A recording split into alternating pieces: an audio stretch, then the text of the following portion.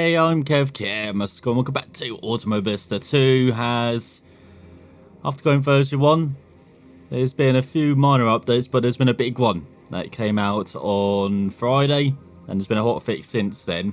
Actually no, it was yesterday, when they came out with some DLC for the game. So we're going to check it out.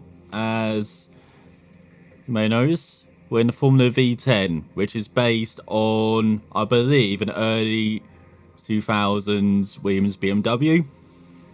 And then the circuit selection, well, they had it in the Hockenheimring. So we've got the modern layout, we've got the national layout, we've got the shorts layouts as well, but then we've got the historic layouts. We are going into the forest. So we've got the 2001 layout, 1988 out with the big funky curves, and then the 1977 layout without the chicane through the Os curve at the north of the circuit. So we are going to be trying out the 2001 layout, which was the layout when F1 last visited here, and this is actually the last year of the old layout as well before it became the modern version. So we're going to try out attend that race. As you can see, same settings as we had for our Bathurst race. Actually, we're going to start a bit later in the day. Turn up the time progression as well. And you see we've got weather forecast, just normal as, don't know what I'm selecting. Can I select confirm? There we go. It's a bit weird. Sometimes you can select stuff just by the wheel, which is doing it. Sometimes it's mouse control. Better probably just to do mouse control, as you can see, no practice or qualifying. We don't need that at all. So our opponent levels though, so we have that 1950. We found out with the supercars is a bit low, so we bump it up to 95. 50 aggression, identical, and we're going to be last. Actually, we'll turn up the opponent number to what it was like in F1 back then. I was in there like 22 cars. Shall we make it 20 like modern day, and we'll make it random grid position for ourselves, and rules and regs, as you can see, everything is on. So let's get going. Oh, I love some of these names. We've got Rubinho because he's an actual racer in the stock cars in Brazil, so that's the only officially licensed name we have. But it's always fun looking at the random names you get, as we're down in 17th out of 20 drivers going to be fighting our way through the field. As we've got Alexander Young, I wonder who that could be referencing. And then we're behind Aldo Islen and Iker Rodriguez as well. So yeah, let's have some fun against these totally not fake Minardis and Benettons and Jaguars as well. Well, it looks like we've got Ferraris at the top. And Toyota's there too. So we are then starting right at the back. 10 laps are underway. As he got a pretty shocking start despite having launch control, I believe, in these cars. We've got traction control definitely. Oh, they're a bit of car stuck on the apex there, a bit of a dive around the outside. Going front us, oh, they're clipping the grass. As they are a bit dodgy into the first corner. You may have noticed our opponents, like, there is an issue, we need to acknowledge it. Hopefully will be sorted out in the next. We're going to hopefully release a hot fix to sort that out. So we're stuck here.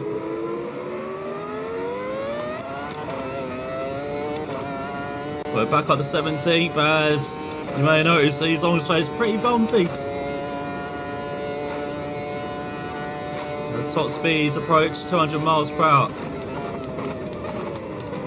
That's why everyone a bit slow in front.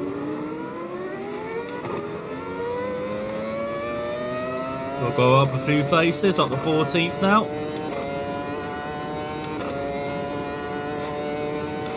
But man, I missed this circuit. Missed these cars as well. These cars were insane to watch. Especially around here with, you know, just screaming through the forests. The races weren't actually that interesting because, oh, what a move around the outside. Into the Sats curb. Because it was very depending on if you had a good engine or not. And of course, by the early thousands, everything was starting to. There's still differences in engine powers, you know, a bit more than now, but it's starting to level out the differences in the engines. Like, you still had the BMW in the back of the wheels being very strong, but then Ferrari had a pretty good engine, Mercedes as well. It was mainly just the lower teams that, like Minardi or Jordan with like Ford or Cosworth, you know, they're not having like year-old engines like Sauber did with the Petronas having a year-old Ferrari in the back of their car.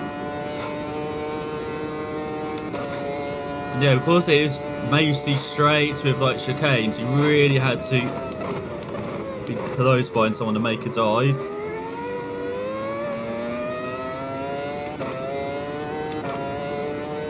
But then with modern F1, as you can see, you're closing the brake effect and they really get away. So yeah, actually it wasn't the best race in the end, apart from if you had some weather involved, like 2000. Because it's just run and hide down the straights. There's not much. There was a bit more difference in this stadium section come out, which is of course the only part that's retained in this old circuit for the modern layout.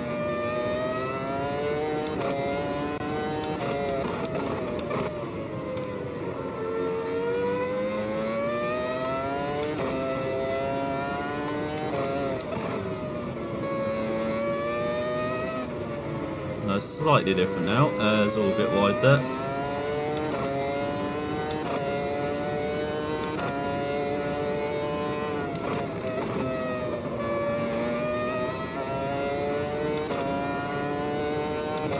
We're going a bit slower than they did in real life. I was thinking like 5 seconds slower that time they did, but yeah, just a different challenge on the calendar. Nowadays you've got probably what, Monza is the only other circuit like this around. I remember when it was on the calendar, it used to be paired up with Monza, and the teams used to bring. This was back in the day before Parc Fermé. And when there was a bit more open regulations for, you know, for development, and testing was unlimited.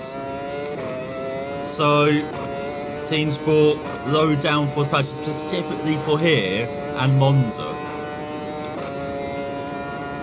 And it was fantastic to see. Just the cars looking pretty different. Now the cars just, you know, similar everywhere. Of course, there are still differences. You still have those, you know, a wing that's designed to be a bit better in a straight line or better around the corners, like we saw at Hungary, like wings that are made for almost a street circuit-like conditions of the Hungary wing compared to Monza. You know, they do still have high, you know, low downforce components, but the car's done it radically different now compared to, you know, back here. So we're getting there time wise.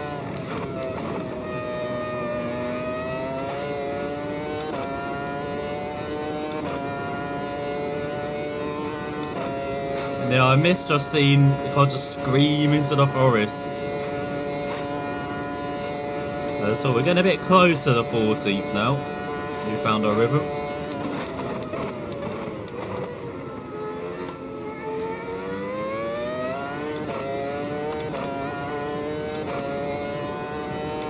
There's everyone in front of us is getting away. But I do really like the modern layout though. Like, they've done a great job modernising this circuit. I mean, after 2000, when we had the protest as well, during the 2000 German Grand Prix, and you know, they were worried about safety concerns, not just about this circuit being a bit kind of outdated, you know, not accommodating to fans, you know, with the cars being lost in the forest for most of that.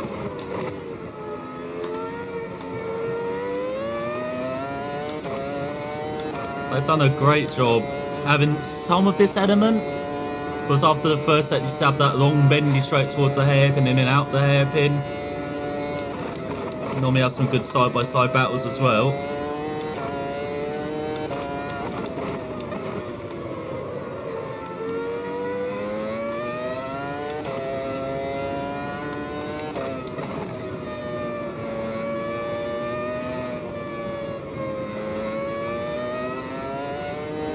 And then you have good side-by-side battles after the hairpin as well into the section outside the Mercedes-Benz grandstand.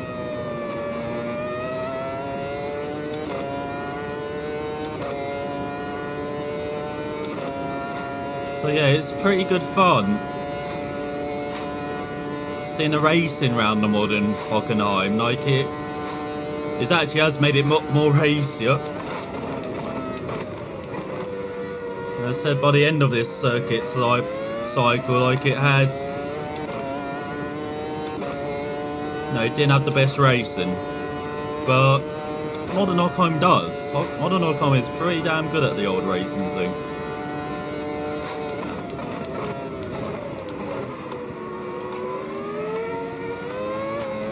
It's all too much curb.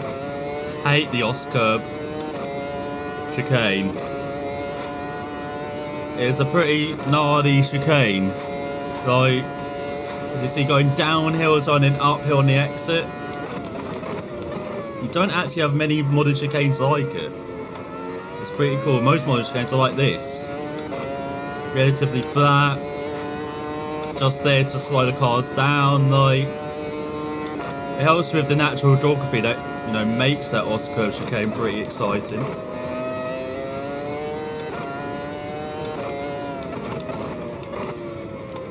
Yeah, it's a great chicane. It's in my top 5 chicanes of all time. So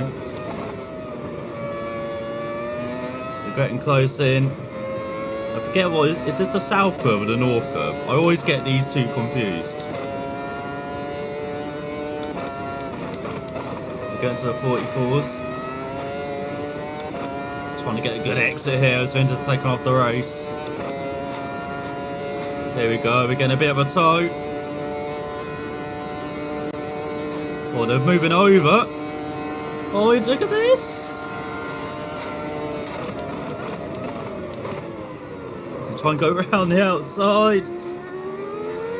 We both survived. Heard a bit of noise, heard a bit of clattering. But I think we're buying into 14th now. We can try and close on the top 10 here. There's a bit of a line of cars in front.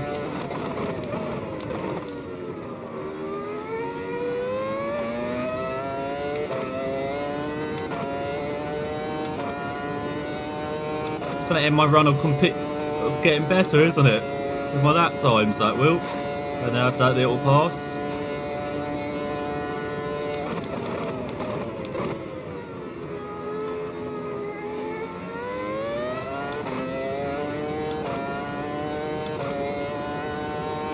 And yeah, with modern Hockenheim as well, like, cars are still a bit tactical to watch them go around as well. You've got that fast right leading or fast.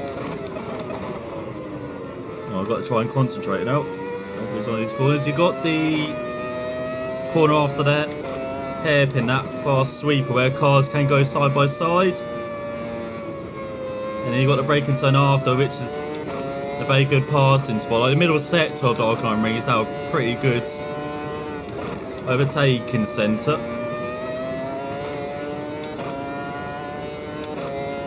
But they can battle from that back straight going into the hairpin all the way into the stadium section. It's pretty cool. It's good for the fans as well. So now we can actually see the cars for most of the way out. Instead of seeing them disappear into the forest if you go to the circuit. No, hopefully next year and beyond, once this COVID is over.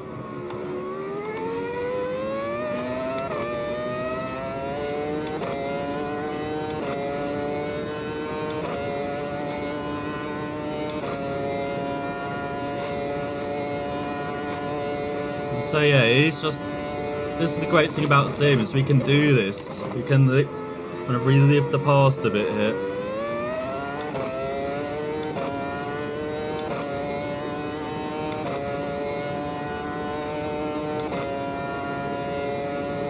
And I've just seen that this has been announced for iRacing. Not this historic layout, but they got modern Hockenheim coming to iRacing. I'm very excited about that. Just adding to the European roster of circuits they got in iRacing. It's already a pretty strong list, that.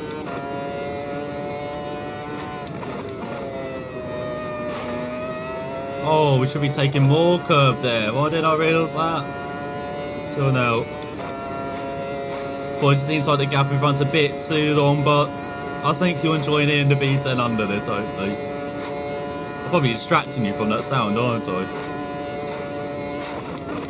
You know what, for the final lap, I'll just shut up and then you can listen to the V10 around the whole of the circuit.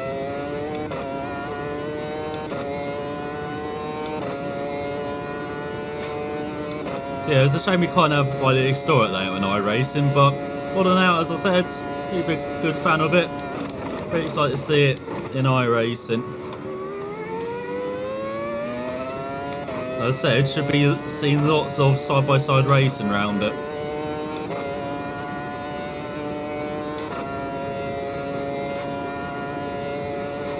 So driving these V10s as well in Automobilista 2, like these are one of my favourite cars in the first Automobilista.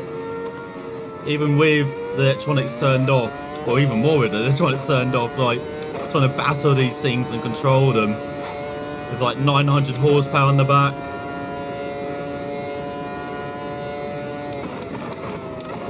I can imagine it's like wrestling an alligator trying to wrangle these things around, but it seems like in Automobilista 2 they've made them a bit easier to drive. I'm not sure if that's on purpose or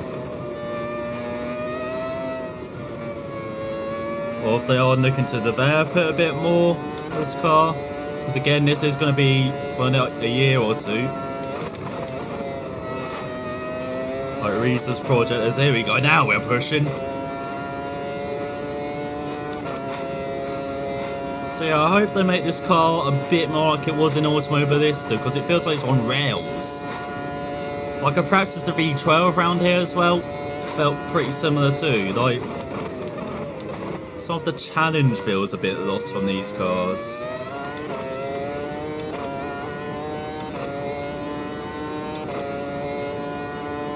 Well, they feel, I don't want to say easy, but you can just hop in and drive them now rather than kind of learning the limit like I had to do in Automobilista. Even with all the electronics on in this car, you know, but it's like there was still a limit there that I could, that was very easy to go over if you push too hard. Feels like that's not here in this version. Like you see me kind of wheel spinning out of corners, but it's controllable. I never really feel like I'm in trouble. Why are you saying pit in? We've got one more lap.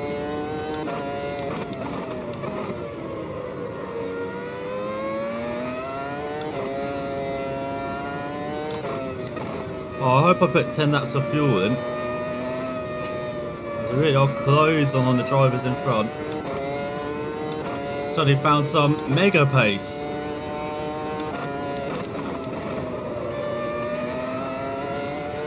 Onto the 43s. They've got a superb toe here. Oh, car trying to move across. Got nowhere to go.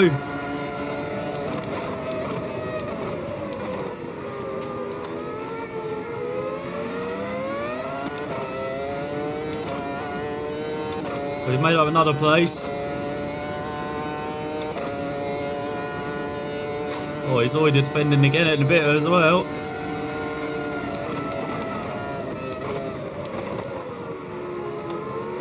Oh, locked up the wheels a bit of that. Got some good fighting going on this final lap.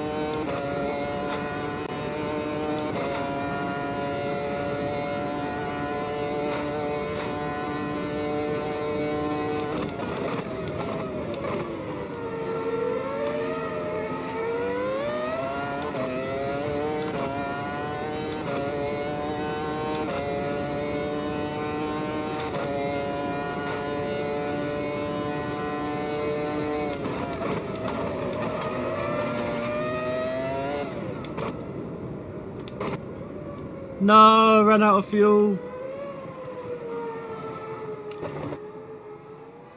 Push me. Yo, I'm clutch and closed.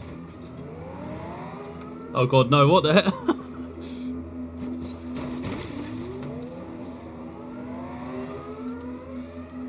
Go round. I've parked it. Insignificant pro. God damn it, I needed one more lap of fuel. So yeah, that's something to check.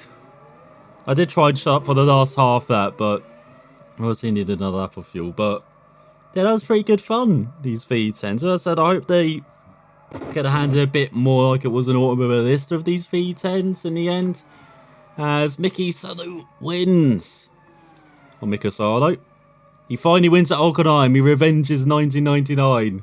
And he should have won. But yeah, I hope you enjoyed the V10s round Old Hockenheim. I'll definitely show some more Hockenheim as well. As I said, I quite like the modern layout, so I'll definitely show off a race round there. And show some more Automobilista too as well. It always is being updated by Reese. So like, this is their project for the next probably 2 years. Because I supported Automobilista for like 3 years. So expect that the same in this game as well. So thanks for watching. And I will see you next time. So we go then, lining up, ready to the light.